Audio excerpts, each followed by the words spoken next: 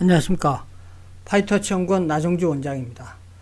지난주에는 그 대선이 있어서 한 주 쉬었습니다.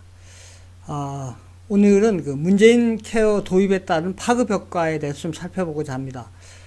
선거 직전에 이제 저희 연구원에서 2대1이 단독 기사를 내서 문재인 케어 도입에 따른 경제적 파급 효과 기사를 냈습니다.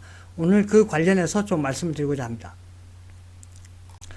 먼저 관련 단독 기사부터 간략히 좀 살펴보겠습니다. 2대12에 나온 기사인데요. 2대12는 이제 여러분들이 그 네이버에 보면 실시간 뉴스에 나오는 그런 언론사입니다. 그래서 실시간 뉴스에도 나왔는데요. 제목이 이제 단독 문재인 케어 4년간 GDP 0.7%, 일자리 8만 3천 개 줄었다. 이런 이제 기사가 되겠습니다. 그럼 이제 문재인 케어 개념을 좀 간단히 살펴볼 필요가 있습니다. 문재인 케어는 국민의 의료비 부담을 이제 낮추기 위해서 건강보험 보장률을 강화하는 정책입니다. 좀 말이 어렵지 않습니까? 건강보험 보장률이라는 건 뭐냐면은 한 해 동안 발생한 이제 개인이 총 사용한 의료비가 있지 않습니까? 총 의료비에서 의료보험공단에서 제공해주는 공단에서 제공해주는 그 의료비를 비중을 뜻합니다. 그러니까 쉽게 얘기하면은 이제 옛날에는 이제 개인 부담을 했는데 이 문재인 케어를 통해서 건강보험 보장성이 강화되면서 이 건강보험공단에서 돈을 이제 대신 내주는 거죠. 그러니까 이제 개인의 부담이 확 줄어드는 겁니다. 그래서 문재인 케어 이후에 건강보험 보장률이 얼마큼 늘는지 살펴보면은 자, 점선 좌측으로는 이제 박근혜 정부고 오른쪽이 이제 문재인 정부입니다. 한눈에 봐도 문재인 정부 때 건강보험 보장률이 확 올라갔다는 것을 알 수가 있습니다. 그러니까 개인 부담을 하던 것을 그게 이제 그 비급여라 그럽니다. 비급여 하는 거를 이제 건강보험공단에서 이제 돈을 대주는 거죠. 그래서 개인의 부담이 확 주는 건데 이런 건강보험 보장률이 보면은 2018년도에는 63.8, 2020년에는 65.3으로 이제 크게 올라갔는데 2021년 거는 아직 나오지 않았지만은 18, 19, 20년도에 그 추세를 봐서 이제 예측하건대 66%까지 올라갔을 것으로 예상됩니다. 그래서 보시는 것처럼 박근혜 정부에 비해서 확연하게 건강보험 보장률이 많이 올라갔다는 것을 알 수가 있습니다. 자, 이렇게 건강보험 보장률이 확 올라가니까 어떻게 되겠습니까? 즉 옛날에 의료보험이 안 되던 걸 의료보험을 해주게 되니까 어떻게 되겠습니까?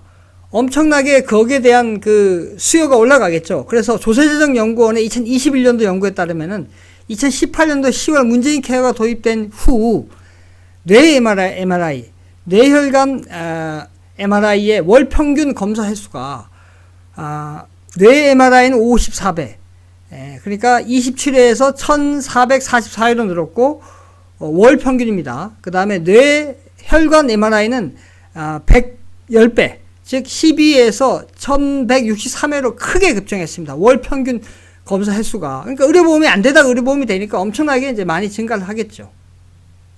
자, 의료보험을 안 되는 걸 의료보험 해주면은 이제 개인으로 볼 때는 엄청 이제 좋게 보이지 않습니까? 당장은.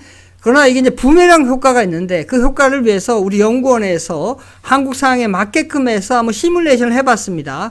이 문재인 케어 도입된 이후 4년 동안에 과연 얼마만큼 이제 의료비 소비와 의료비 부담이 증가했는지 보면은 아까 건강보험 처리가 안 되던 비급여 의료 서비스 소비량이 무려 121% 증가를 했고 아까 보는 뭐 뇌 MRI, 뇌혈관 MRI 뿐만 아니고 다른 것도 포함해서 전반적으로 121%가 증가를 했고 그렇게 되면 어떻게 되겠습니까? 건강보험공단에서 이 재정 지출이 크게 급증하겠죠. 이게 16.9%, 9.3조 원이 증가했고, 그럼 이제 어떻게 했습니까? 이제 의료보험공단에서 이것을 다 이 재정 지출이 올라가니까 그러니까 지출이 올라가니까 수입을 늘려야 되지 않습니까? 수입을 늘리는 방법이 어떻게 했습니까? 가게와 기업의 건강보험료를 올리는 거죠. 이제 직장인의 이 건강보험료는 이제 어떻게 되겠습니까? 뭐 개인이 반대고 기업이 반대는 거지 않습니까? 우리가 직장 다니면은 보험료가. 그래서 보면은 약 18% 올라가서 8.9조 원이 이제 증가한 것으로 추정됐습니다.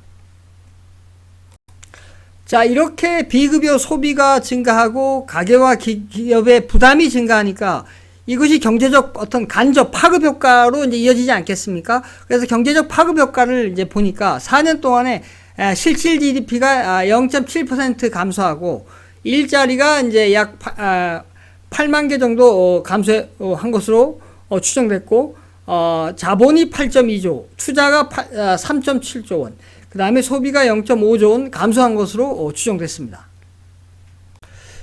저렇게 문재인 케어로 인해서 GDP 가지고 일자리가 줄었다고 하니까 이제 다른 분이 저한테 질문하기를, 아니 문재인 케어 이 보험, 이 저 의료하고 일자리하고 뭐 GDP하고 뭔 관계가 있냐, 이렇게 이제 질문을 하셨습니다. 그래서 이러한 경제적 파급 효과가 나온 것을 살펴보면은, 이제 건강보험료를 인상하면 어떻게 되겠습니까? 이 건강보험료는 이제 어떻게 됩니까? 개인이 반 내고 또 기업에서 내주지 않습니까? 그러니까 이제 그 개인에 대한 인건비 부담이 증가하겠죠, 기업의 입장에서는. 그러니까 인건비 부담이 증가하니까 어떻게 되겠습니까? 사람을 더 많이 못 뽑겠죠. 그러니까 일자리가 줄게 되고, 그 다음에 일자리가 이제 내가 원래 뽑아야 될 거보다 덜 뽑으니까 상호 보완적인, 우리가 사람만 어떤 물건을 만들 때 사람만 있는 게 아니고 어떻게 보면 기계도 필요하지 않습니까? 그걸 유식한 말 자본이라 그러죠. 자본에 대한 수요도 줄어듭니다. 우리가 생산의 3요소가 기술, 자본, 노동인데, 노동하고 이게 일자리죠. 자본이 주니까 어떻게 되겠습니까? 생산이 줄게 됩니다. 이 기업의 생산을 다 합치면은, 물론 중간재를 이제 제외하고 다 합치면은 이게 바로 GDP가 되는 겁니다. 그래서 GDP가 이제 감소하게 되는 거죠. 그리고 가계로 볼 때는 이제 보험료가, 이제 개인의 보험료가 인상되니까 어떻게 되겠습니까? 가처분 소득이 줄죠. 가처분 소득이 주니까 소비가 줄게 되는 것입니다. 자, 결론적으로 말씀을 드리면은, 어떻게 보면 표를 얻기는 참 좋습니다. 그러니까 문재인 케어를 통해서 보험료가 안 되던 거를 보험 처리해 주겠다. 그러니까 어떻게 됐습니까? 많은 사람들이 비싸서 못 했는데 그거를 이제 의료보험 처리해 주니까 많은 사람들이 그쪽으로 몰리지 않겠습니까? 그 몰리게 되면 어떻게 해요? 그게 이제 감당이 안 되는 거죠. 그 감당이 안 되니까 결국 어떻게 되겠습니까? 그거를 다 부담을 가계와 기업으로 떠넘기게 되겠죠. 결국은 부메랑이 국민한테 돌아오게 되는 겁니다. 그런 거를 이제 우리는 잘 모르고, 표 되니까, 이제 이쪽에서, 이제 정치인들이 이제 표 되니까 그거를 공략을 하고, 그리고 또 이제 국민들 입장에서는, 이제 당장 나한테 좋다 하고 하니까 이제 그걸 하게 되는데, 시간이 지나면 그게 결국 부메랑이 돌아와서 더 많이 돈을 이제 뱉어내야 되는 그런 현상이 발생되는 거죠. 이것이 바로 경제입니다. 경제는 과학이기 때문에 인기 위주로 하는 것이 아니라, 과학적인 방법에 의해서 어떤 정책을 하기 전에 시뮬레이션을 해보고, 이런 효과가 나타나기 때문에, 이거는 하면 안 되겠다. 또는, 이런 좋은 효과가 나타나기 때문에 이런 걸 해야 되겠다. 이런 것을 사전에 하고 나서 정책을 도입해야 되는 겁니다. 그냥 주먹구구식으로 도입하게 되면 결국은, 손해보는 것은 국민이라는 것을 명심해야 될 것입니다. 오늘은 여기까지 하겠습니다. 구독, 좋아요 부탁드립니다. 감사합니다.